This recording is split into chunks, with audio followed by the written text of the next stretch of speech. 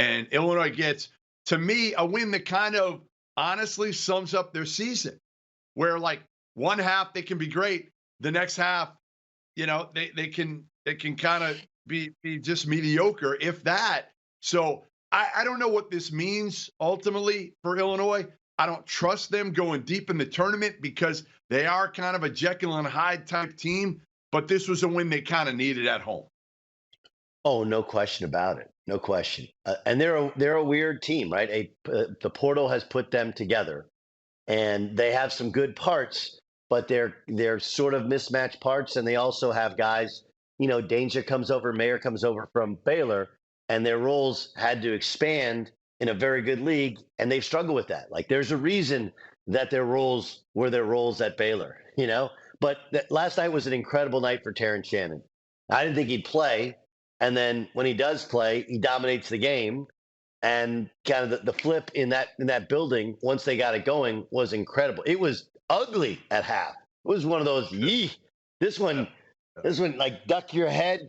Is Brad going to get thrown out here in the second half? Going to lose his mind and get thrown out and then watch it from the locker room? I think it speaks to the fragility of any of these teams, especially Northwestern, who I think we all know they've been playing above their level. Don't get me wrong. What Chris has done is outstanding, but they're playing above the actual level of their talent based upon their confidence and their cohesiveness.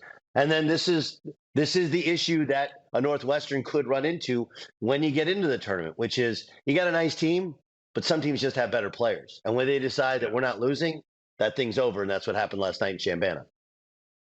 They know their roles. That's the one thing on Northwestern. It's pretty defined, right? You got your two dudes, your two guards in Bowie and Adij that are the guys, and then your front line just has to play their roles. They accept them, they play them well, but ultimately, you're right. When you go up against a team with some really athletic bigs, I think it's tough for Northwestern at the end of the day. Or like Adij is great defensively. He may be the best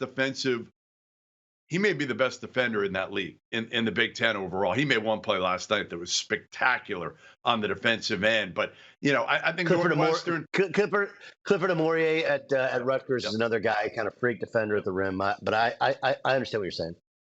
Yeah, I mean, I think both these teams, Illinois has got a much higher ceiling, but they could go out in the first round. I think Northwestern gets a win, and, man, that's a hell of a season. If they get one tournament win, to me, you're celebrating again in Evanston like you were a few years ago.